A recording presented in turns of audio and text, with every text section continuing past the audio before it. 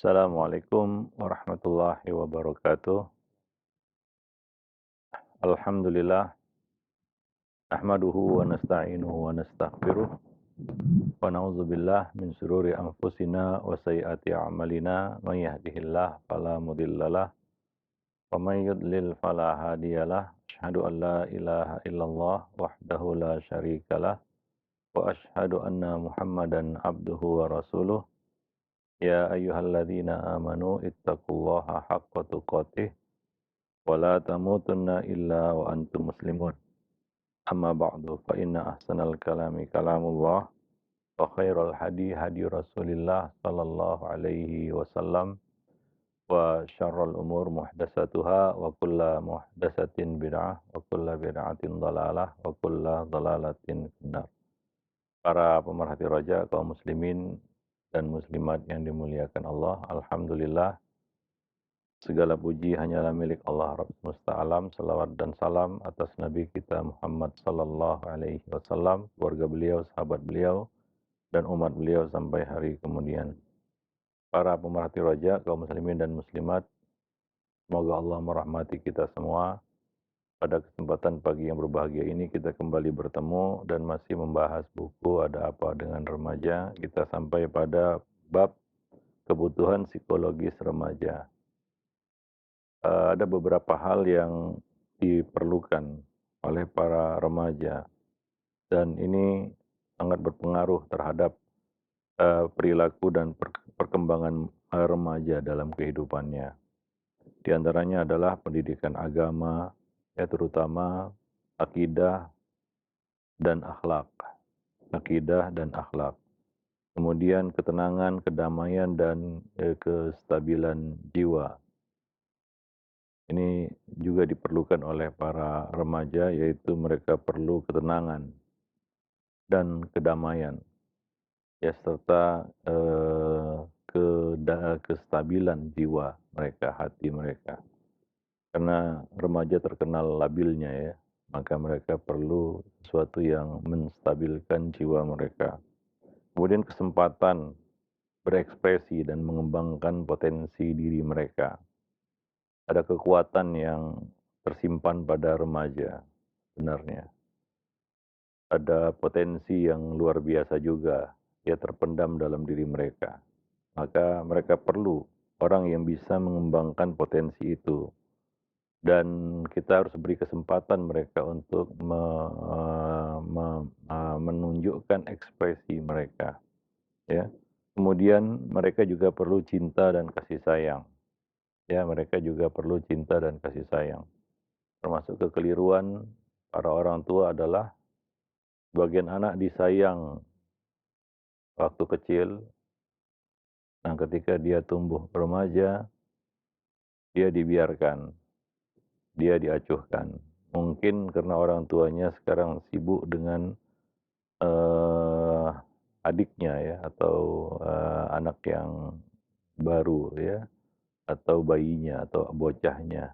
Ya memang bocah itu kan menggemaskan ya. Kadang-kadang kita over perhatian sehingga kita melalaikan ataupun mengabaikan perhatian terhadap para remaja. Perlu ayah bunda sekalian ketahui bahwa remaja juga membutuhkan cinta dan kasih sayang. Dan tentunya berbeda ya bentuk cinta dan kasih sayang yang kita berikan kepada seorang bocah yang mungkin ya kita pandang dia sebagai suatu mainan bagi kita ya, hiburan ya. Tidak dengan remaja ya. Cinta dan kasih sayang yang kita berikan memang harus keluar dari hati kita ya. Karena dia sudah bisa merasakan itu dan bisa membedakan mana cinta yang beneran, yang tulus, dan mana yang pura-pura. Karena dia sudah remaja. Beda dengan anak-anak nggak ngerti juga, nggak ngerti kadang-kadang ya. Ya karena ya cenderung orang tua memperlakukan anak atau bocah ya, itu seperti mainan begitu ya. Menggemaskan, lucu ya. Maka kita pun sayang, cinta kepada bocah. Gitu. Tapi kepada remaja kadang-kadang sudah muncul perilaku-perilaku yang membuat orang tua itu jengkel, Ya, orang tua itu sebel, orang tua itu marah, ya, dan ya seperti itu.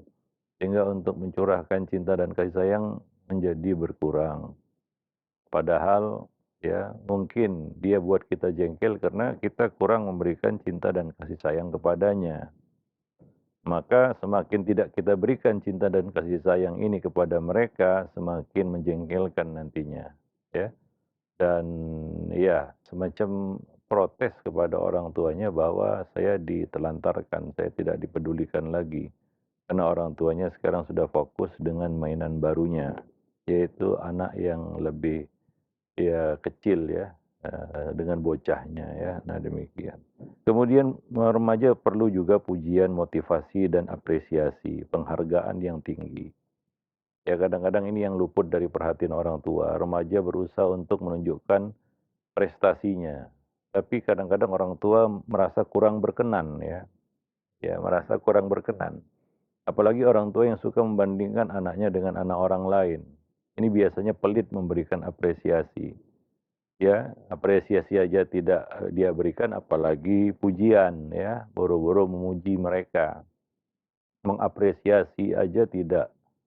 Nah, padahal remaja itu perlu ya pujian dan motivasi serta apresiasi dari orang-orang dekatnya, terutama orang tua di sini ya. Ya untuk supaya dia lebih bersemangat ya, punya motivasi yang tinggi untuk meraih cita-cita. Karena remaja itu sudah on the track ya istilahnya ya. Kalau istilah sekarang OTW dia menuju cita-citanya. Ya, kalau orang tua ya tidak membackup-nya atau tidak menjadi sandaran bagi para remaja, mungkin dia merasa berjuang sendirian ya.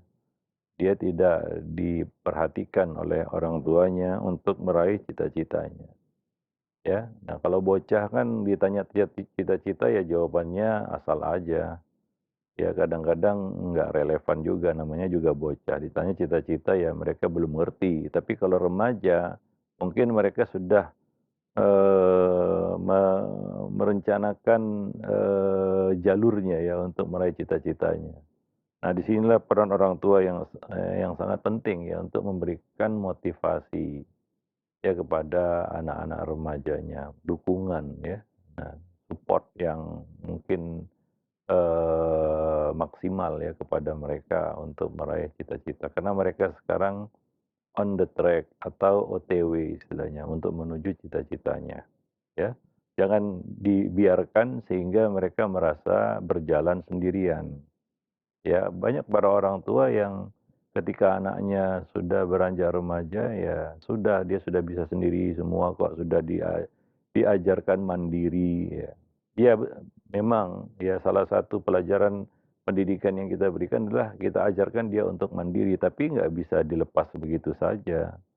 Ya, itu yang dilakukan Nabi ya, misalnya kepada, Usama bin Zaid, beliau mempercayakan jabatan panglima kepada Zaid, tapi beliau menyertakan juga kita katakan sahabat-sahabat yang senior ya, Usama bin Zaid ya maksudnya, ya, untuk menyertai Usama dalam tugasnya itu. Jadi ya tidak dibiarkan sendirian. Wah karena dia sudah gede, enggak. Ya mereka memang gede badannya, tapi mereka masih perlu banyak bimbingan, karena mereka belum punya pengalaman. Maka mereka perlu orang yang punya pengalaman, dan orang itu adalah orang tuanya, pendidiknya, gurunya. Nah, demikian, ya. Nah, maka jangan pelit ya memberikan pujian kepada remaja, ya, dan juga jangan pelit ya untuk memberikan apresiasi. Bukan harus dalam bentuk materi, enggak. Apresiasi itu bisa verbal juga ya. Nah, atau ya apa kita katakan ya, perhatian-perhatian yang ringan kepadanya untuk menunjukkan apresiasi kita kepadanya, ya. Nah, jangan dicuekin begitu ya. Kemudian remaja juga perlu dikenal oleh orang-orang yang ada di sekitarnya. Dia perlu penerimaan, qabul ya, dihargai oleh orang-orang yang ada di sekitarnya, ya. Nah, misalnya kita katakan sering kumpul keluarga itu, remaja itu macam disisihkan begitu ya, nggak jadi nggak jadi bahan pembicaraan, nggak dilibatkan, ya, ya dibiarkan aja begitu. Nah, jadi ya, ini perlu ya, remaja itu perlu untuk bisa diterima, qabul di tengah-tengah manusia, ya. Kadang-kadang mereka itu segan ya, karena mereka masih canggung untuk menempatkan diri di tengah-tengah manusia, misalnya di dalam keluarga saja ya, keluarga besar lah kita katakan. Mereka masih canggung untuk menempatkan diri, mereka juga takut salah.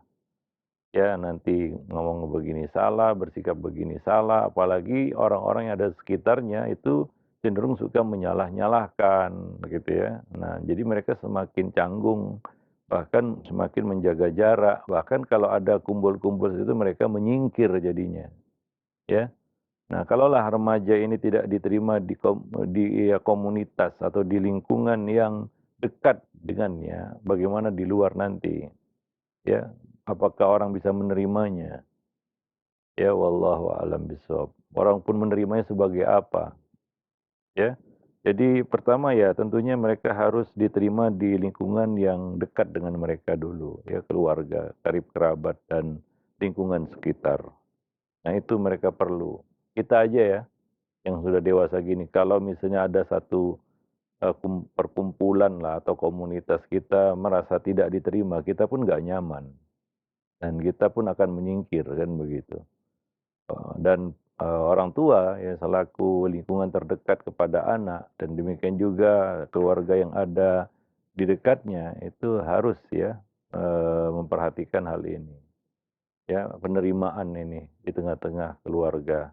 Itu dulu yang pertama, kemudian di tengah-tengah masyarakat sekitarnya, ya. Nah, di sekolahnya bagaimana, ya. Nah, demikian. Maka dari itu memang anak korban bully itu efek psikologisnya sangat besar, ya. Yang dirasa oleh seorang anak yang menjadi korban bully adalah dia merasa tidak diterima di lingkungannya, misalnya di sekolah ya kita katakan. Dan itu sangat berdampak besar ya kepada ya dirinya ya, di kejiwaannya. Ya, anak seperti ini cenderung akan merasa kerdil gitu ya, sehingga, ya apa yang ada pada dirinya tidak potensi yang ada pada dirinya tidak nampak, bahkan cenderung menjadi penyakit jiwa jadinya. Ya, anak ini akan menjadi anak yang minder, nggak percaya diri, ya, dan ya cenderung, menjadi anak yang pasif, ya, dan efek-efek psikologis lainnya karena ya masalah penerimaan di lingkungannya. Maka sekolah harus memastikan itu, anak itu bisa diterima di lingkungan pendidikan, itu sekolah. Ya, maka kita menyerukan supaya menghentikan semua praktik bullying di sekolah. Yang lebih parah lagi kalau bullying itu berasal dari pendidiknya, dari orang tuanya, dari keluarganya. Ada juga seperti itu ya. Anak remaja apalagi dibully di lingkungan keluarganya sendiri. Ya, lebih parah lagi kadang-kadang ya di lingkungan karib kerabatnya, pendidiknya, yaitu orang tuanya. Mungkin karena kekurangan yang ada pada anak ini atau ya anak ini di-underestimate oleh orang tuanya karena tidak seperti yang diharapkan ya, karena ekspektasi orang tua terhadap anak kadang-kadang terlalu tinggi kan begitu ya. Sehingga udahlah anak ini dibully aja begitu. Nah ya ini sikap yang sangat tidak bijaksana ya. Nah demikian. Kemudian juga dia harus diterima di lingkungan pendidikannya, ya di lingkungan pendidikannya. Sehingga dia merasa nyaman untuk menuntut ilmu, ya untuk ya kita katakan mendidiknya, mendapatkan pendidikan ya di lembaga pendidikan tersebut di sekolah. Nah, kemudian ya remaja juga sebenarnya perlu kebebasan dan rasa merdeka. Kebebasan di sini jangan disalahartikan itu bebas tanpa batas, enggak. Ya, karena remaja nggak seperti bocah lagi. Ya, dia sedang membangun dunianya sendiri. Dan ini perlu kebebasan ya. Ya, rasa merdeka begitu ya. Tidak terus-menerus dikekang oleh orang orang tua. Ya, maka Nabi juga memerintahkan kepada kita, ya kalau dia sudah 10 tahun ke atas, pisahkan ya tempat tidurnya, ya. Kalau bisa pisahkan kamarnya, ya. Jadi dia punya kamar yang privasi, ya, karena dia berlatih untuk belajar, ya, kita katakan menjalani kehidupan sendiri. Ini yang dimaksud dengan rasa merdeka, kebebasan di sini. Ya nggak mungkin kan dia terus, ya apa namanya, dikekang ya oleh, orang tuanya. Ya, dan sampai kapan ya juga kita bisa mengekang anak-anak kita. Nah, tapi ya kita harus melatihnya. Maka perlu untuk menanamkan muraqabah kepada anak. Ya karena kita sadar tidak selamanya anak ini akan bersama kita. Nempel terus sama kita seperti perangko. Ada kalanya kita pasrahkan mereka kepada Allah Subhanahu wa taala. Tapi bukan, ya apa namanya, dilepas begitu saja. Ya maka perlu kita menanamkan rasa muraqabah, itu ihsan, an ta'budallaha ka'annaka tarah, fa in lam takun tarahu fa innahu yarak, pada anak. Itu harus sejak dini ditanamkan. Karena dia nanti akan sendiri, ya kelak nanti satu waktu dia akan sendiri. Ya apalagi anak laki-laki ya. Anak laki-laki itu lebih lagi ya. Ya kelak dia akan sendiri nanti. Maka coba latih kebebasan dan rasa merdekanya dengan, jalan yang benar ya, ya pada, makna yang benar, in the good way istilahnya. Maksudnya dengan pemahaman yang benar kebebasan itu, ya. Dan kita juga ya yang sudah dewasa seperti ini kan kita juga, ya akhirnya kita rasakan ya kita memang perlu kebebasan, rasa merdeka ya. Nah, ada orang dewasa yang tidak membutuhkan rasa merdeka dan kebebasan, ya tentunya kita perlu itu ya. Nah, maka ada namanya di sana ruang privasi. Nah, kalau anak bocah yang belum, ya artinya dia masuk kamar masih boleh kan begitu ya. Tapi remaja kan sudah nggak bisa lagi, dia akan menjadi orang dewasa, ya. Nah, privasi itu perlu. Ya kita aja perlu privasi kan. Ya, itu remaja itu harus, dilatih untuk bisa memahami keprivasiannya, ya sehingga tidak disalahartikan dan tidak digunakan secara salah, ya. Nah demikian.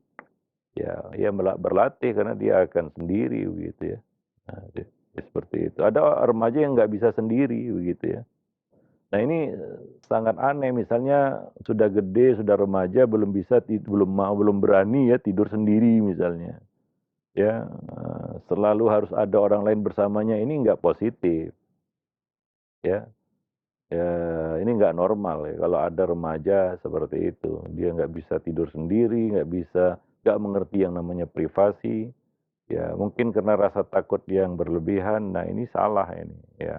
Ada anak itu penakutnya luar biasa. Ya, nggak ada beraninya sama sekali. Kadang-kadang ya sendiri di tengah hari siang bolong aja dia takut itu, apalagi malam hari ya. Nah, manusia itu perlu privasi. Ada hal-hal yang mana ya orang lain nggak perlu tahu. Ya, nah demikian. Bahkan ketika dia sudah berumah tangga sekalipun, kita yang sudah berumah tangga pun, ya kita perlu ruang privasi juga. Walaupun kita sudah punya pasangan hidup ya, ya orang yang satu-satunya yang boleh ya kita katakan apa ya, melihat kita secara polos itulah. Ya, orang tua aja nggak boleh itu. Ya, yang boleh cuma pasangan hidup aja. Nah, itu pun kita perlu privasi ya. Ya, kita sudah punya istri, sudah punya suami, kadang-kadang ya kita juga perlu privasi. Nah, demikian. Jadi perlu ya kita berikan itu kepada mereka dan kita latih untuk mengerti apa itu kebebasan dan rasa merdeka. Kemudian anak juga perlu bersosialisasi dalam kehidupan dan, mengerti arti pergaulan, persahabatan, yaitu kesetia kawanan, loyalitas, ya. Nah ini akan menanamkan, sifat amanah pada dirinya kan begitu ya. Nah, loyalitas, kesetia kawanan. Nah ini yang menjadi ya kita katakan apa ya, tonggak di dalam pergaulan ya, persahabatan. Ya kita harapkan dengan ini, ya dia bisa bergaul. Karena ada anak yang susah bergaul, nggak ngerti bergaul. Ya, anak itu nggak dengan tidak bisa serta-merta ujuk-ujuk ya dia menjadi orang yang bisa bergaul ya atau pintar bergaul, enggak semua. Ada anak yang nggak ngerti karena memang tidak dilatih, bahkan ditakut-takuti sama orang tuanya atau orang tuanya terlalu overprotective gitu ya. Tidak mengajari ya tapi ya sangat apa ya, sangat protektif terhadap anaknya. Sehingga anak ini nggak bisa bergaul memang. Ya, lalu sampai kapan itu? Nanti sampai dewasa dia seperti itu, nggak bisa bergaul. Ya, nah dia perlu itu. Karena kita ini dikatakan makhluk sosial ya, kita perlu bersosialisasi di dalam kehidupan. Maka itu perlu satu yang namanya kesetia kawanan. Ya, nah maka ini perlu anak itu perlu dicari pergaulannya. Dan yang kedua, anak itu perlu diajari bergaul. Ya, ada anak-anak yang memang pintar bergaul karena memang diarahkan oleh orang tuanya. Sama teman begini, menghadapi yang lebih tua begini, yang menghadapi yang sebaya begini, menghadapi yang lebih muda begini. Ya, enggak semua orang cakap ya atau bisa apa namanya berlakon seperti itu dalam kehidupan. Kadang-kadang nggak ngerti dia siapa yang ada di depannya. Ya nggak hormat sama orang tua kan begitu ya. Nah, nggak sayang kepada yang lebih muda, ya. Nah, demikian. Ya, maka perlu ya diajarkan kepadanya untuk bersosialisasi dalam kehidupan. Karena mereka perlu bersosialisasi. Anak perlu bergaul. Nggak mungkin kita kurung terus dalam rumah. Ya, apalagi remaja. Remaja itu mereka bergaul bukan seperti bocah bergaul ya. Ya, pergaulan remaja itu memiliki makna yang lebih dalam lagi, bukan sekedar dia kenal, ya enggak. Kalau bocah-bocah iyalah, ya mereka belum mengerti pergaulan. Tapi kalau remaja dia sudah membentuk suatu dunia, dunianya sendiri. Ya, nah maka ya ajarkan dia bergaul, ya, bimbing dia untuk bisa bergaul, ya, dan biarkan dia untuk bergaul. Ya, wallahu alam bisawab. Nah demikian. Kemudian anak juga perlu kesuksesan dan prestasi, ya. Anak perlu kesuksesan dan prestasi. Maka jangan eh, apa ya menyerang anak dengan kata-kata kamu gagal, ya. Yang membuat dia berputus asa, merasa saya bukan orang sukses. Karena manusia itu sukses dengan kemampuan dan kadar yang mereka miliki masing-masing. Ya, dengan kemampuan dan potensi kadar yang kemampuan yang mereka miliki masing-masing. Ya, nah maka jangan digambarkan dalam benak anak bahwa kamu manusia gagal. Enggak. Nanti dia menjadi orang yang cepat berputus asa. Ya, nah, dan bimbing dia untuk menuju prestasi. Bagaimanapun prestasi itu, maka dalam hal ini jangan suka bandingkan anak dengan anak orang lain atau dengan orang lain sehingga kita seolah-olah berkata kepadanya prestasi itu seperti si fulan baru berprestasi. Kalau kamu ini nggak ada prestasinya, nah itu kan dia akan berkecil hati. Ya, anak akan berkecil hati. Nah demikian. Wallahu alam bisawab. Nah maka dari itu ya ini perlu ya didampingi oleh para pendidiknya ya terutama di sekolah ya. Nah demikian ya, ranking-rankingan di sekolah itu kadang-kadang ada sisi yang nggak mendidik juga, seolah-olah kalau nggak ranking nggak punya prestasi. Jadikanlah setiap anak itu berprestasi dengan kemampuannya. Maka eh, kayaknya sekolah juga harus apa ya mengarah kepada pendidikan yang berbasis bakat gitu ya, bukan lagi seperti klasikal kelas-kelas yang ujung-ujungnya anak itu diadu untuk satu prestasi yang sama semuanya, nggak seperti itu kan. Apakah kita katakan bahwa Abdullah bin Abbas tidak berprestasi karena dia tidak bisa menjadi panglima perang seperti Usama bin Zaid? Atau apakah Usama bin Zaid tidak berprestasi karena tidak bisa seperti pinter, ya sefaqih Abdullah bin Abbas atau yang lainnya, ya. Sahabat-sahabat, apa remaja-remaja yang sudah kita contohkan ya pada pembahasan yang lalu pada masa Nabi sallallahu alaihi wasallam. Nabi selalu mengarahkan anak itu kepada bakatnya supaya mereka merasa berprestasi dan sukses. Dengan tingkat kesuksesan apapun yang mereka capai, mereka merasa wah saya ini adalah orang yang sukses, ya. Nah, itu lebih mudah untuk mengatrol ya, menaikkan ya kita katakan tingkat kesuksesannya. Tapi kalau orang yang sudah merasa gagal, ya cenderung patah dan nggak punya motivasi lagi biasanya ya. Nah, demikian. Dan dia merasa kerdil, jadi manusia yang nggak ada guna kan begitu ya. Nah, akhirnya ya dia pun menjadi ya kita katakan korban ya, kita katakan ya, korban kegagalan gitu ya. Dalam pandangan orang lain begitu. Wallahu a'lam bishawab. Kemudian yang terakhir adalah anak itu butuh pengarahan dan bimbingan terus menerus yang kontinu ya, yang berkesinambungan. Pengarahan dan bimbingan yang berkesinambungan ya. Nah, demikian. Terus menerus artinya ya kita terus memantaunya, perkembangannya bagaimana, ya. Nah, dan juga, bimbingan.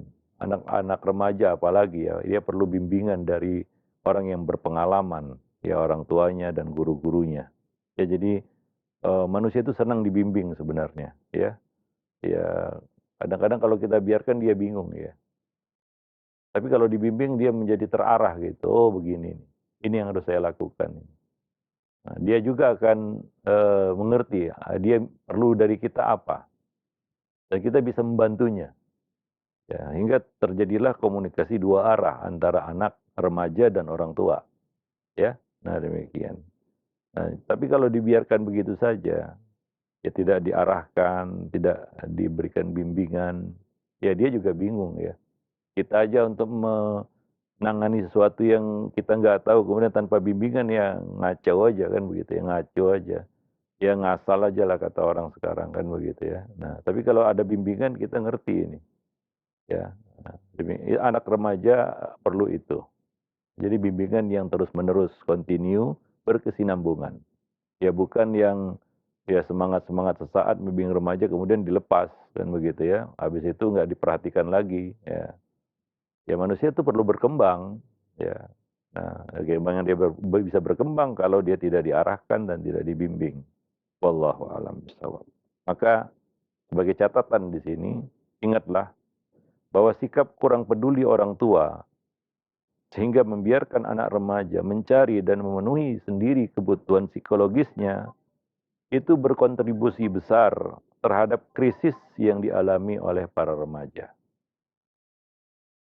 Sekali lagi kita ulangi, yaitu bahwa sikap kurang peduli orang tua yang hingga membiarkan anak remaja mereka mencari dan memenuhi sendiri kebutuhan psikologis yang sudah kita sebutkan ya dalam dua pertemuan ya poin-poinnya, itu berkontribusi besar terhadap krisis yang dialami oleh mereka, oleh para remaja ini. Wallahu a'lam bishawab. Nah, demikian. Kemudian agar kita terhindar dari konflik dengan remaja. Ini sering terjadi ya. Orang tua berkonflik dengan remajanya sendiri hingga bisa berujung kepada pertengkaran biasanya atau diam-diaman gitu ya, atau ya masing-masing ya sibuk dengan kesibukannya sendiri gitu ya. Ini konflik ya dengan remaja. Banyak orang tua yang apa namanya kita katakan yang terjebak konflik dengan anak remajanya sendiri. Atau, dan agar terhindar ya dari hal itu dan untuk mengurangi peristiwa yang rentan menyebabkan konflik dengan remaja, hendaknya pertama orang tua dulu ya, dan guru juga mampu menjaga karakteristik perkembangan remaja. Ya, mampu menjaga karakteristik perkembangan remaja dan memenuhi kebutuhan-kebutuhan mereka, terutama kebutuhan psikologis yang sudah kita sebutkan poin-poinnya. Oleh karena itu, ya para orang tua dan juga guru hendaklah melakukan beberapa hal. Ya, hendaklah melakukan beberapa hal yang akan kita sebutkan nanti dan kita lanjutkan nanti pada pembahasan selanjutnya insyaallah. Ya, nah demikian saja materinya pada kesempatan pagi menjelang siang ini mudah-mudahan bermanfaat. Lebih dan kurang saya mohon maaf. Aqulu qauli hadza astaghfirullah li wa lakum wa lisairil muslimin innahu huwal ghafurur rahim. Nah, baik, alhamdulillah, terima kasih banyak syukran jazakallahu khair atas materi yang telah disampaikan oleh Ustaz di pagi hari ini dari pembahasan mengenai kebutuhan psikologis remaja. Tadi telah disampaikan diambil dari buku Ada Apa Dengan Remaja. Alhamdulillah, baik, selanjutnya kita akan buka sesi interaktif dan bagi Anda yang ingin bertanya silahkan perihal pembahasan kita di kesempatan pagi hari ini. Baik, yang pertama Ustaz ada pertanyaan.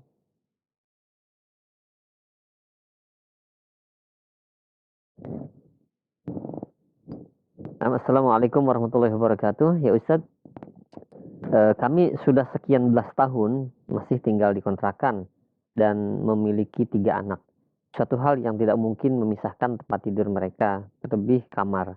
Kontrakannya pun hanya petakan. Padahal mereka juga sudah di atas umur 10 tahun. Apakah hal tersebut akan mengganggu psikologis mereka, Ustadz? Iya, memang ada pengaruhnya ya. Terutama tadi ya, masalah privasi ya, kebutuhan privasi anak. Nah, seperti yang kita rasakan sendiri ya, eee, kita kalau nggak mengenal privasi, kita juga nggak memahami privasi orang, biasanya seperti itu ya. Timbal baliknya seperti itu, kalau kita tidak memahami privasi ini kita kadang-kadang juga akhirnya nggak bisa memahami privasi orang gitu ya. Nah ini yang mengganggu ya di dalam pergaulan sebagian orang nggak kenal area privasi begitu ya. Dia seradak-seruduk saja kan begitu ya. Nah karena dari kecil dia nggak mengenal privasi itu. Makanya kita sebutkan tadi di antara kebutuhan psikologis remaja ya, anak ketika dia sudah masuk remaja adalah kebebasan dan rasa merdeka.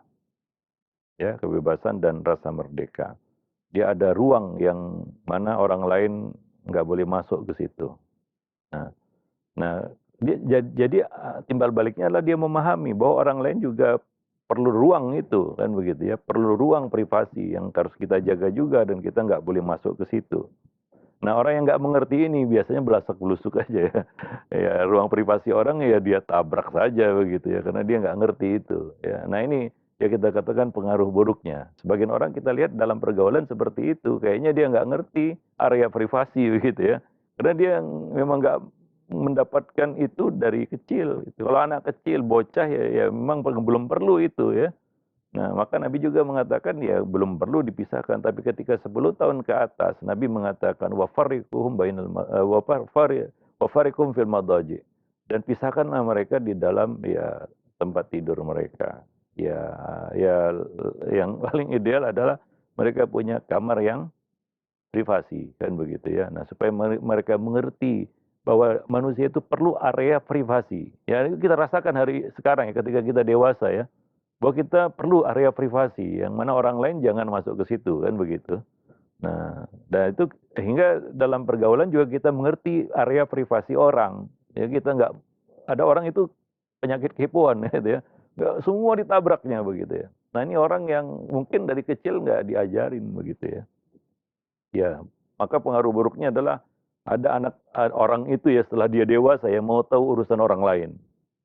Ya, dan selalu mengorek-ngorek area privasi orang lain. Nah, ini kan buruk ya sebenarnya. Dalam pergaulan ini sangat mengganggu sebenarnya. Ya, orang yang nggak ngerti privasi seperti ini, ya. Ya, kita juga kalau kita berteman ataupun bergaul dengan orang seperti ini, kita juga akhirnya menjaga jarak dan mungkin kita akan menyingkir dari sisinya begitu ya. Ngeri juga kan orang bergaul dengan orang yang nggak ngerti area privasi begitu. Ya, wallahu a'lam bishawab. Nah, jadi kita juga dilatih untuk menjaga rahasia, rahasia diri dan rahasia orang lain.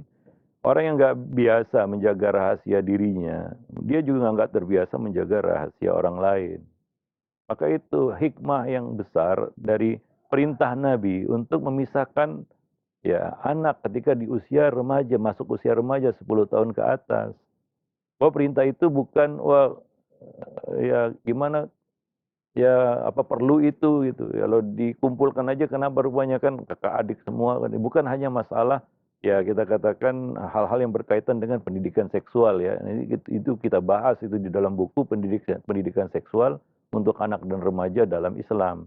Tapi dari sisi psikologisnya juga memang perlu dipisahkan supaya anak mengerti ya apa artinya privasi ya. Nah, manusia itu perlu rasa merdeka dan perlu kebebasan ya. Nah, demikian. Wallahu a'lam bishawab. Nah, itu salah satu pengaruh negatif ya kalau anak itu tidak dibiasakan dengan hal seperti itu. Allah. Ya. Jawaban dan penjelasannya. Demikian dan selanjutnya ini ada pertanyaan kembali Ustadz dari hamba Allah. Ya Ustadz, Ana pernah dimintai pendapat oleh seorang remaja laki-laki yang mana ia memiliki masa lalu yang menyakitkannya. Ia dilecehkan oleh kerabatnya sendiri yang juga sesama laki-laki. Ini membuat dia jadi sangat trauma dan menjadi antisosial dan menutup diri. Sebagai orang terdekat, sikap apa yang harus kita lakukan Ustadz untuk anak ini? Dan mohon pencerahannya. Ya, trauma-trauma masa kecil ini seharusnya tidak terjadi ya. Ya. Ya. Kekerasan ataupun ya tindak kejahatan terhadap anak itu seharusnya tidak terjadi. Kalau bisa dilakukan tindakan pencegahan sebelum terjadi. Kalau itu sudah terjadi, maka ini perlu dilakukan terapi dan terapinya tidak mudah untuk mengembalikan kepercayaan diri kan begitu ya. Untuk mengembalikan moralnya begitu ya, mentalnya itu nggak mudah. Maka harus dilakukan terapi, treatment yang terus-menerus. Sehingga trauma itu bisa hilang. Walaupun susah itu ya, menghilangkan trauma masa kecil itu susah. Dan buruknya itu satu yang tersimpan nantinya dalam memorinya. Ya. Maka anak-anak kalau sudah pernah mengalami trauma masa kecil seperti ini ya, childhood sindrom seperti ini ya, sindrom trauma masa kecil ini, itu memang harus terus ditempel atau dipantau perkembangannya. Ya, nah demikian. Hingga betul-betul bisa pulih walaupun mungkin tidak 100%. Ya, tapi dia bisa sejenak ataupun ya kita harapkan seterusnya meninggalkan trauma itu ya. Nah, melupakan trauma itu ya. Wallahu a'lam bishawab. Nah, demikian. Maka ya anak-anak yang sudah seperti ini jangan terlalu sering dibiarkan lama sendirian gitu. Ya. Nah, karena dia perlu sandaran kalau anak-anak seperti itu. Ya, anak-anak yang sudah mengalami trauma masa kecil seperti ini, pernah mengalami pelecehan, kekerasan, kejahatan dan lain sebagainya, ini biasanya mereka perlu sandaran ya. Maka orang tua atau guru, para pendidiknya harus siap menjadi sandarannya. Ya, nah mendengarkan ya apa namanya kita katakan keluhannya ya, jangan ya kita justru mematahkannya. Ya sehingga ya dia merasa tidak ada tempat untuk menyandar gitu ya. Ya anak-anak seperti ini ya, itu perlu sandaran. Ya dan kita orang tua ataupun guru ya, pendidiknya ya harus siap menjadi sandarannya begitu ya. Wallahu a'lam bishawab. Nah, Ya, dan itu nggak bisa ya sembuh dalam waktu yang cepat gitu ya. Nah, demikian. Allah. Ya. iya. Nah, baik, terima kasih banyak sekarang atas jawaban dan nasihat Ustadz. Selanjutnya ada pertanyaan kembali dari Ibu Santi yang berada di Jakarta. Ya Ustadz, nasihat yang terbaik apa ya yang ditujukan kepada anak yang sedang kuliah yang saat ini dia diterima kuliah di luar negeri, Ustadz, di perguruan tinggi di luar negeri. Tapi tidak sebutkan ini perguruan tinggi negeri di luar negerinya itu negeri Islam atau negeri selain Islam. Mohon nasihatnya, barakallahu fiik. Ya, ya salah satu landasan yang harus dibangun oleh para orang tua kepada anak-anak mereka adalah ya membangun ketahanan belajar anak-anak itu. Ya, ketahanan belajar itu perlu dibangun. Ya, banyak anak-anak sekarang justru ya nggak punya ketahanan untuk belajar. Kadang-kadang mau tapi nggak tahan. Ada yang lebih parah lagi memang nggak mau belajar gitu ya. Nah, Ya, karena godaannya hari ini kan sangat besar ya, karena banyak itu flexing-flexing sekarang ini kan yang memang untuk merontokkan semangat belajar anak-anak muda begitu ya, remaja terutama. Sehingga ya mereka ingin sukses dengan cara instan, nggak mau menapaki jalannya begitu ya. Nah, akhirnya ya mereka nggak punya semangat untuk belajar. Ya, ada yang mentok belajarnya, ada yang merasa, "Wah, nggak perlu belajar." Ya, nah demikian. Sehingga ya kita katakan apa ya, potensi yang ada pada mereka itu tersia-siakan sebenarnya, ya. Ya mungkin mereka, eee apa ya kita katakan, merasa sukses ya dengan hidup tanpa belajar begitu ya. Karena mereka nggak mau sekolah ya, ada sebagian anak tuh nggak mau sekolah, maunya dagang gitu ya. Ya pedagang perlu belajar juga kan begitu ya. Ya kalau dia jadi pedagang yang nggak belajar mungkin ya mentok gitu ya. Ya tapi beda kan Mhm, pedagang yang punya latar belakang pendidikan yang cukup kan begitu. iya, Nah, ya masalahnya di situ saja ya. Nah, kenapa manusia itu perlu punya ketahanan belajar gitu ya. Karena dengan belajarlah kita bisa berkembang, kalau nggak belajar kita nggak bisa berkembang. Maka belajar itu adalah pekerjaan yang nggak ada tamatnya. Ya walaupun di sini belajar bukan hanya di bangku sekolah ya, pendidikan formal, bukan. Manusia itu perlu belajar sampai mati gitu, itu prinsipnya, ya. Ada pepatah Arab mengatakan, "Utlubul ilma minal mahdi ilal lahdi," begitulah. Dituntutlah ilmu, belajarlah kamu dari buayan sampai ke liang lahat, kan begitu. Nah, jadi ketahanan belajar ini yang perlu dibangun oleh orang tua, ya. Nah, demikian. Ada anak yang memang punya semangat untuk terus berkembang, dia mau belajar dan belajar. Dan itu memang dibangun dari kecil. Ada anak yang melempem, udah nggak mau belajar gitu ya, nggak mau belajar, maunya santai, maunya sukses, ya, tanpa belajar gitu ya. Nah ini kan, ya ya kita katakan rugi dia, ya, wallahu a'lam bishawab, ya. Nah demikian. Ya kita juga kenal manusia-manusia yang mentok sudah nggak mau belajar lagi, nggak bisa belajar lagi dan nggak mau belajar, ya mentok sampai di situ aja, nggak ada lagi ya hal-hal yang bisa kita harapkan darinya, begitu ya. Ya sudahlah sampai di situlah dia perjalanannya mungkin. Ya tapi yang mau belajar dia akan bisa terus berkembang. Ada hal-hal mungkin yang baru yang apa namanya, yang berbeda yang akan dia munculkan di setiap fase kehidupannya.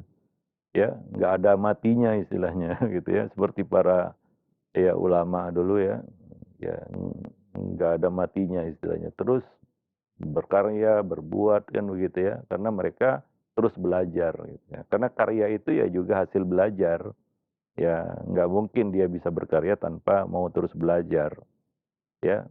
Nah, ya ingat tadi ya, kita bisa berkembang karena kita masih belajar. Nah, tapi kalau nggak mau belajar lagi nggak berkembang, udah mentok dia. Nah, anak-anak itu yang harus kita latih, kita tanamkan, kita bangun. Dia itu ketahanan belajarnya. Belajar ya, bukan sekolah ya, beda ya. Mungkin dia sudah tamat sekolah, tapi dia terus belajar, ya. Nah, demikian. Wallahu a'lam bishawab. Nah, ya, untuk pendidikan formal seperti ini ya, sebagian anak punya semangat, udah kadang-kadang dia dapat ya menamatkan pendidikan formalnya dengan baik, SD, SMP, SMA, kemudian dia bisa lanjut S1, selesai S1 dia mau ya lanjut ke tingkat jenjang yang lebih tinggi dan dia mungkin nggak pernah puas untuk belajar, haus akan ilmu kan begitu ya. Nah ini satu hal yang positif, ya. Nah itu yang harus terus kita, apa namanya, kita ya, bangun dan kembangkan pada anak-anak kita, begitu ya. Nah sehingga kita tidak meninggalkan generasi-generasi yang lemah, ya termasuk satu kelemahan adalah ya lemah ilmu gitu, lemah ilmu. Dan kita kaum muslimin hari ini perlu generasi-generasi yang ya kita katakan haus ilmu, yang mau terus belajar ya. Ya, karena ya, supaya tidak tertinggal dengan umat-umat yang lain begitu ya. Karena persaingan juga semakin ketat ke depannya. Kalau kita tidak persiapkan generasi yang mau terus belajar, kandas nanti. Kita gagal membangun generasi. Generasi yang mentok ya sudah sampai di situ aja. Ya, nah pepatah mengatakan ya, ini ini ungkapan orang-orang tua kita dulu. Orang bodoh akan tetap jadi makanan orang pintar. Kayaknya pepatah itu belum belum berubah sampai hari ini ya. Wallahu a'lam bishawab. Orang bodoh itu tetap jadi makanan orang orang pintar. Baik. Nah demikian. Jadi anak itu ya perlu dipompa semangat belajarnya. Tapi pertanyaannya masih global ya. Dia belajar apa, di mana kan gitu ya. Nah kalau itu ya kita anggaplah ini belajar agama lah gitu kan. Dia ada prospek untuk belajar ke luar negeri mengembangkan ilmunya ya maka harus kita dukung kan begitu ya. Nah, demikian harus kita berikan semangat gitu untuk ya apa ya kita katakan mengikuti menapaki jenjang-jenjang pendidikannya yang formal ya. Nah, walaupun yang nggak harus di pendidikan formal dia belajar kan begitu ya. Ya. Wallahu a'lam bishawab. Ya. Nah, baik. Alhamdulillah terima kasih banyak sekali atas jawaban Ustaz. Ya masih ada beberapa pertanyaan yang masuk kembali di kesempatan pagi hari ini. Namun kami ajukan diantaranya dari Bu Lina yang berada di Jakarta dan juga penanya yang lainnya. Ya Ustaz, bagaimana mengatasi anak remaja yang sekolahnya itu sering tidak betah Ustaz? Terus terang sudah beberapa kali pindah sekolah namun tetap katanya tidak betah. Ini ada hal seperti apakah yang menyebabkan mereka seperti itu? Dan apakah memang yang bermasalah itu dari anaknya sendiri atau memang dari sekolah-sekolah tersebut? Ya banyak faktor ini ya. Faktor lingkungan sekolah itu kan begitu ya atau format pendidikannya ada anak yang nggak cocok mondok kan begitu ya. Ya ya mungkin karena lingkungan yang ada di pondok itu tidak kondusif baginya kan bisa aja itu.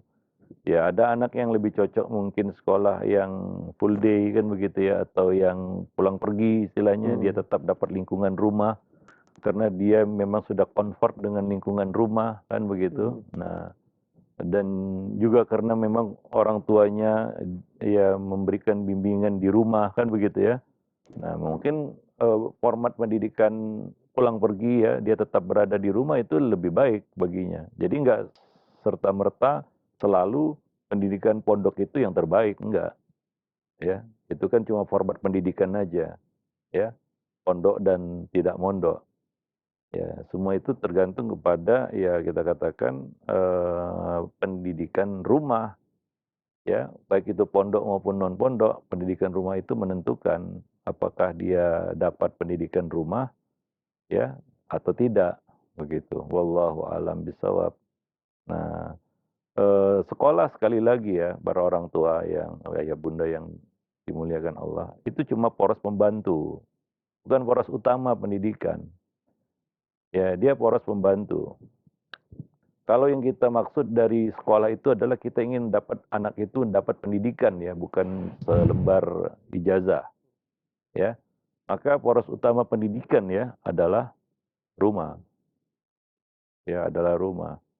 Sekolah itu cuma poros pembantu yang membantu orang tua untuk mendidik anak-anak mereka. Nah, demikian ya. Nah, jadi ya boleh jadi banyak faktor-faktor yang membuat anak itu nggak betah di sekolah kan begitu.